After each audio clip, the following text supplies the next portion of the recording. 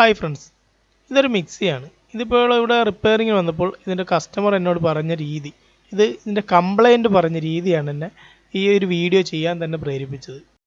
അദ്ദേഹം പറഞ്ഞത്, ഇതിൻ്റെ റോട്ടറി സ്വിച്ച് ഓൺ ചെയ്താൽ യാതൊരു വിധ പ്രയോജനവുമില്ല, ഒന്നും അറിയാൻ പോലും സാധിക്കുന്നില്ല.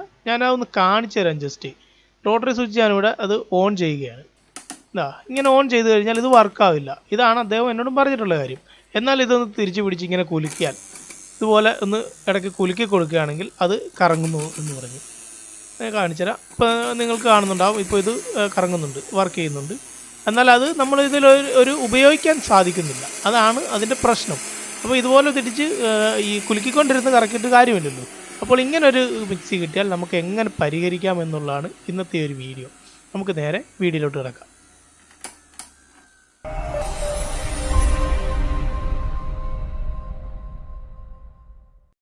നമുക്ക് ഈ മിക്സി ഒന്ന് ഓപ്പൺ ചെയ്യാം. അപ്പോൾ ഞാനിത് തലതിരിച്ച് പിടിച്ചിരിക്കുകയാണ്. നിങ്ങൾക്കിവിടെ കാണാം 4 സ്ക്രൂകളാണ് ഈ ഒരു മിക്സിക്കുള്ളത്. മിക്ക മിക്സികളും അങ്ങനെ തന്നെയാണ്, 4 അല്ലെങ്കിൽ 5 സ്ക്രൂ ആയിരിക്കും ഇതിൻ്റെ അടിയിലായിട്ട് വരിക. നമുക്കതൊന്ന് ഊരിയെടുത്ത് നോക്കാം. അപ്പോൾ ഈ ഒരു ചാനൽ എന്ന് പറയുന്നത് ഇലക്ട്രോണിക്കിലോ അല്ലെങ്കിൽ ഇലക്ട്രിക്കലോ ആയിട്ട് വലിയ പരിജ്ഞാനമൊന്നും ഇല്ലെങ്കിൽ പോലും ഇതുപോലുള്ള ഉപകരണങ്ങളൊക്കെ ജസ്റ്റ് ഒന്ന് റിപ്പയർ ചെയ്യാൻ സാധിക്കുന്ന രീതിയിലാണ് ഞാൻ ഓരോ വീഡിയോകളും തയ്യാറാക്കുന്നത്. അതിന് നിങ്ങൾ നൽകി വരുന്ന ഈ ഒരു പിന്തുണ തന്നെയാണ് എൻ്റെ ഒരു പ്രചോദനം എന്ന് പറയുന്നത്.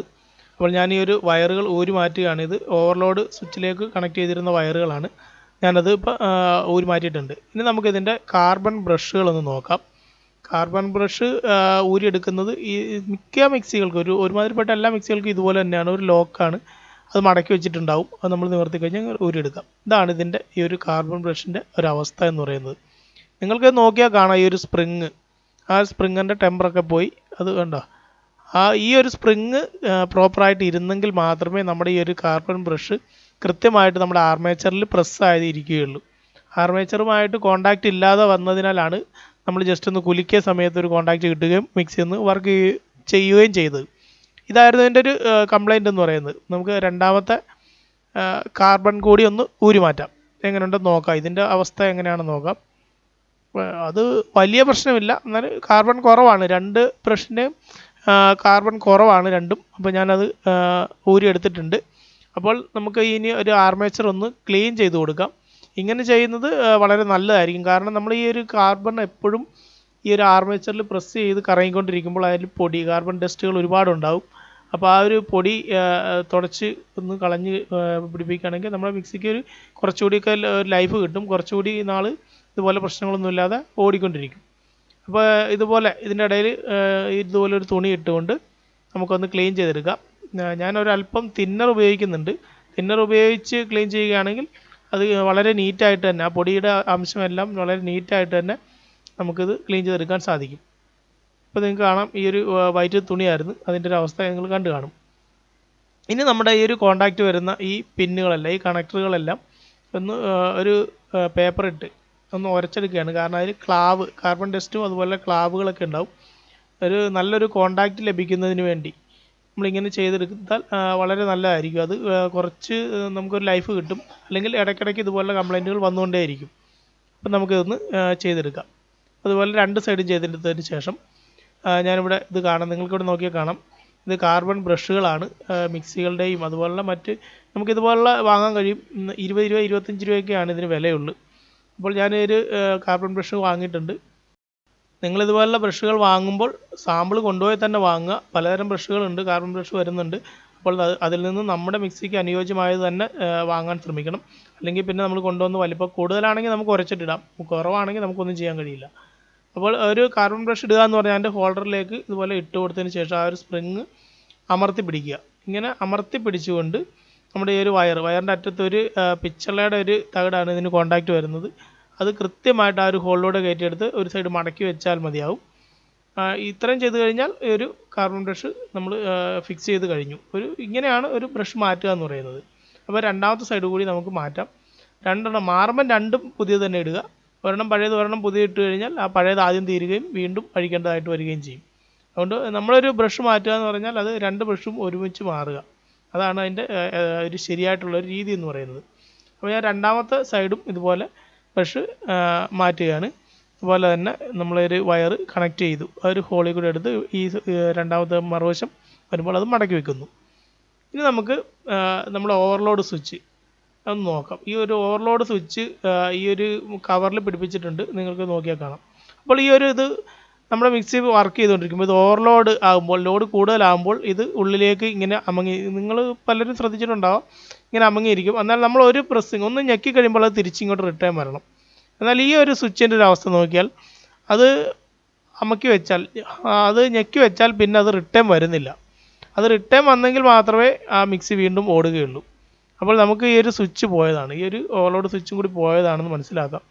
അപ്പോൾ ഈ ഒരു സ്വിച്ച് ഞാൻ മാറ്റുകയാണ്. അതിനൊരു സ്പെയർ സ്വിച്ച് വാങ്ങുക. ഈ ഒരു സ്വിച്ച് കൂടി മാറിക്കൊടുക്കുകയാണ്. ഞാനൊരു സ്പെയർ സ്വിച്ച് വാങ്ങിയിട്ടുണ്ട്, അത് ഇട്ട് കൊടുക്കുകയാണ്. ഇത് ഇടുക എന്ന് പറയുന്നത് വളരെ സിമ്പിളാണ്. ഇതിലൊരു നട്ട് മാത്രമേ വരുന്നുള്ളൂ. ആ നട്ട് ഊരിയെടുത്തതിന് ശേഷം നമ്മുടെ ഈ മിക്സിയുടെ ഈ ഒരു കവറിൽ വരുന്ന ഹോളിലേക്ക് ഇറക്കി വെക്കുക. അതിനുശേഷം ഈ ഒരു നട്ടിട്ട് മുറുക്കി കൊടുക്കുക.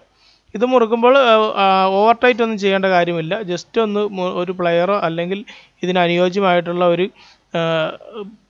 സ്പാനറോ ഉപയോഗിച്ചുകൊണ്ട് നമുക്കിതൊന്ന് മുറുക്കി കൊടുക്കാവുന്നതാണ്.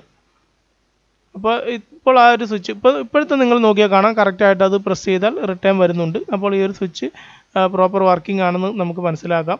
അപ്പോൾ ഇതിലേക്ക് ഞാൻ ഈ വയറുകൾ കണക്ട് ചെയ്ത് കൊടുക്കുകയാണ്. നമ്മൾ ആദ്യം സ്വിച്ചിൽ നിന്ന് ഊരി മാറ്റിയിട്ടുണ്ടായിരുന്ന വയറുകളാണിത്. ഇതൊരു സീരീസ് കണക്ഷനാണ് വരുന്നത്. ഈ ഒരു വയർ, അതിൻ്റെ കൂടുതൽ ഡീറ്റെയിലുകളിലേക്കൊന്നും ഞാൻ പോകുന്നില്ല.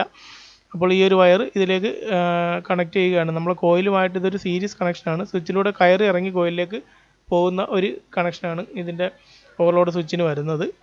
അപ്പോൾ ഇട്ട് കൊടുക്കുക, ആ ഊരി മാറ്റിയ വയറുകൾ അതുപോലെ തന്നെ തിരിച്ചിടുക. അത്രയും മനസ്സിലാക്കിയാൽ മതിയാവും. സാധാരണക്കാരെ ഉദ്ദേശിച്ചുകൊണ്ടാണ് ഞാൻ പറയുന്നത്, അത്ര മനസ്സിലാക്കിയാൽ മതിയാവും.